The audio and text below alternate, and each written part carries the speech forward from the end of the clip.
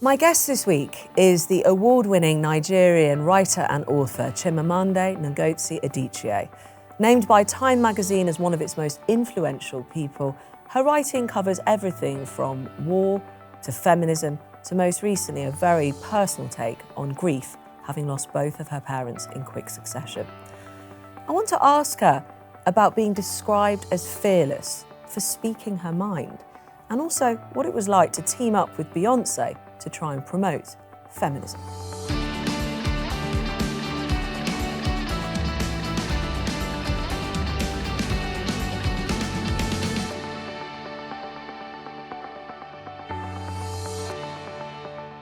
Chimamanda, welcome. It's so lovely to have you with me on this programme and see you in person. I know. Thank you, Emma, for having me. It's lovely to see you. Well, the last time we spoke, it was last year, Yeah. and you had just penned a short book called Notes on Grief, and we were talking in a difficult time for you, but you wanted to talk about losing your father and then losing your mother, and you said to me you were trying to understand grief and process it, and I wanted to start by asking how you are today.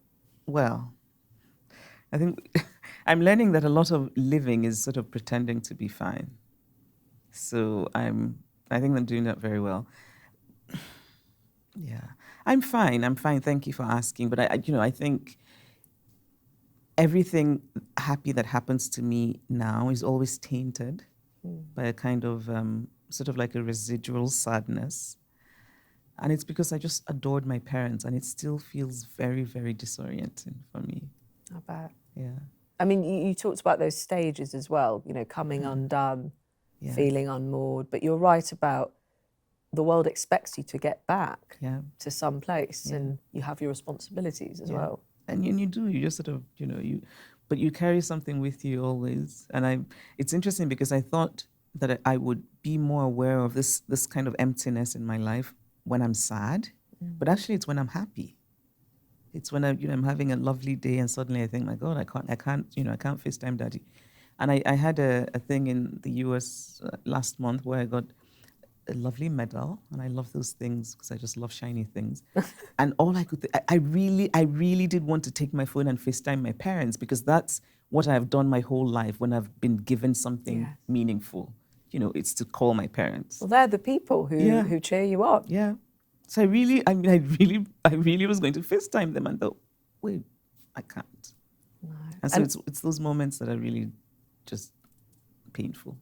Something else you said which has stayed with me is the idea that we live in this world and we know death's a part of it, and we're still so surprised. Yeah.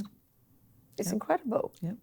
And even when we say, as I do now, life is short, you really need to think about what matters and how you want to live. It's also at the same time a strange thing to live life always thinking about death. Because in a way, death is sort of it's the on life, it's the not life. And so it's a strange thing, I think. I mean, I do want to, and I think a lot changed for me when my parents died in the way that I think about life and how I want to live. But I think death is still surprising. True. It still is.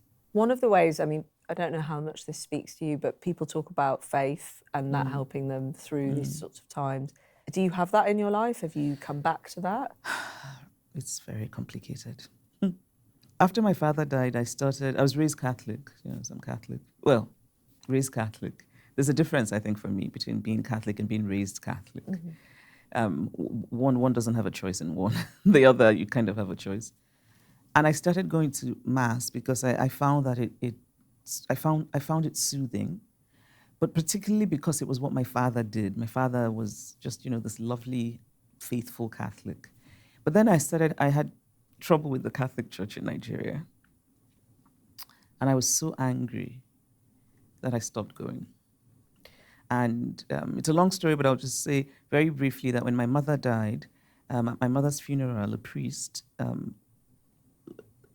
sort of used the opportunity of my mother's funeral to attack me about an interview I had given.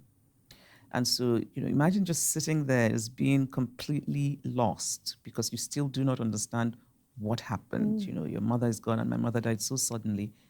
And And a priest at her funeral sort of takes the microphone and says, Chimamanda was attacking the church because she says the church is too obsessed with money, which they are, which I said, but at my mother's funeral, So that made me so angry, and I haven't been back since. Did you say anything at the time? I did. I got up and I said, I need to speak because you cannot do this.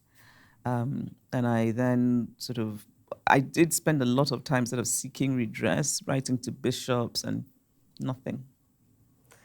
I think how religious institutions use their power over individuals, but also how it intersects with politics, is in people's minds, especially in America at the moment, since Roe v. Wade, with the overturning of that ruling. And I wanted to ask you about it because we see in Christianity, it being used by politicians, by legislators, to defend the rowing back of those particular rights for women. And you, of course, are very well known for speaking out about feminism and the rights of women. As someone raised Catholic, how do you look at that and that situation? Well, the first thing I think is that one should never impose one's religious views on anyone in a democracy. And I've often felt quite respectful of those people who, for religious reasons, do not support or want to have abortions. I think that's fantastic for them, right? But to somehow insist that a woman doesn't have a right to do what she wants with her body and to then justify that using religion, I think it's just completely unacceptable for a democracy. It makes no sense to me.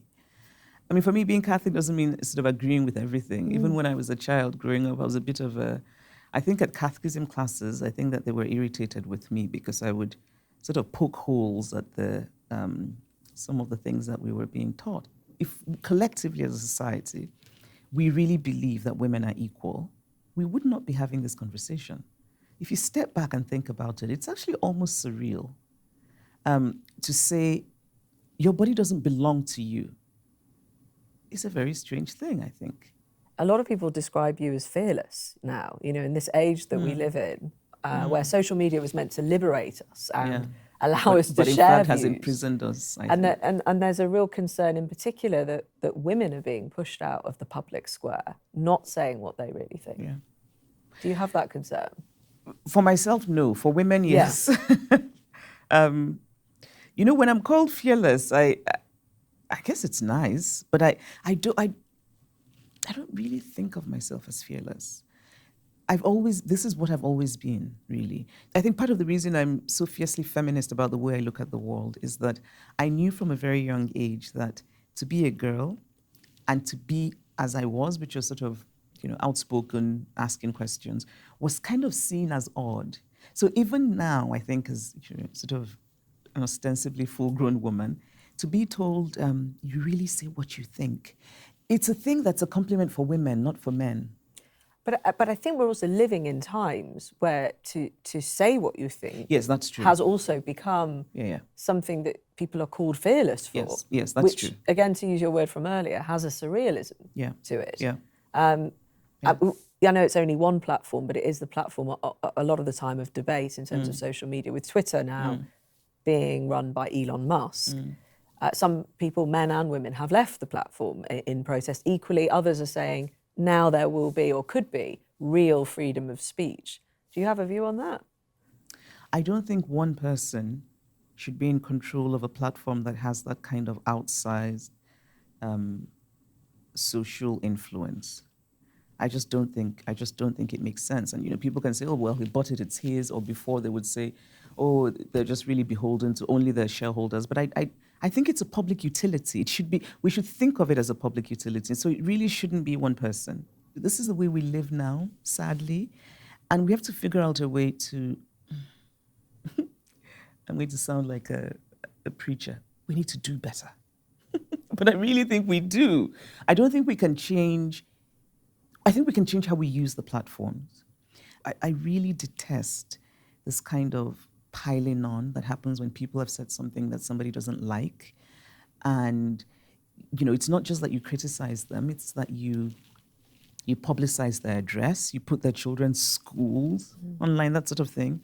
You try to get them to lose their jobs. I've just never felt that that is in any way a reasonable response to bad speech, right? But I also sometimes wonder why there isn't more that's done to those who pile on people. So, so often we'll say, oh, that's terrible. But that's it. I mean, I'm not on Twitter, but I think if I were, and there's a reason I'm not, it just would not go well. Because I think I would go after the people who pile on people and be like, you're just a piece of, and you need to stop. I mean, you have had people, even though you're not on that platform, be very upset about various things that you've said. And has that affected you? Yes and no. I think, so in general, I think this idea that we're supposed to say that we're fine when you hear that there are tons of people maligning you publicly, to say that I'm fine, it would be to lie. And I think it's either you're lying or you're a narcissist, because how can you not be affected by it? And so the first time that I heard, oh, they're saying that you're terrible and that you're a murderer, I was just deeply hurt. I was deeply, deeply hurt. What was that after? Was that after something you'd said? Yes. Or? Okay. Yeah. Well, surely, I mean, I didn't kill anyone. Yeah, no, I was just there are some good to check in interviews. There are some people I would like to kill. No, I'm kidding. So it was very hurtful, but it won't make me change. It will not make me change how I live my life. It hasn't, and it won't. I'm still going to say what I think. So you haven't self-censored, because that's the real risk here, isn't it? When we get into this position. Because I did notice you have not wanted to answer questions about when you said in an interview, for instance, trans women are women, and not necessarily to go into that issue per se, but I wonder why you haven't wanted to talk about that. No, what I haven't wanted to do is say more. But I've said what I said, and that's what I think. And why not say more? Because of the reaction, or you well, think because it's been said. I just complete? think, because I just think also that this is sort of this age of like a friend of mine said, you said what you said. Anybody asking you more about this is just trying to sort of stoke outrage and make it more of a thing, and which was never my intention, right? I said what I said. It's what I believe. It's what I still believe. But then having people say to me, tell me more. I'm just like, no. And also, I have a full life. There are many, many things I'm interested in. And And I suppose, I mean, when people have thought about that particular issue in gender and sex, there's a lot of talk now about J.K. Rowling and how she's continued to share views and be very alive on platforms such as Twitter to this particular topic. But there's now a bit more of people in the public eye who've worked with her coming forward to say exactly about freedom of speech, that why has she been treated in this way? Why has there been this? And I wonder if things are changing or turning. I don't know what your take is. I don't know if have you ever spoken to her about this? No, I haven't spoken to her, but I read, so when I started reading about how she was being attacked, I then went and read what she'd written, which I thought was perfectly reasonable, and I did not see why she needed to be attacked. And I think that she's been treated abominably. And I think a lot of that treatment is because she's a woman. I think that a man who aired his views, reasonable views, would not be treated in that way. And there is also something I think very dangerous about refusing to engage with what she said, but instead making it and sort of hurling insults.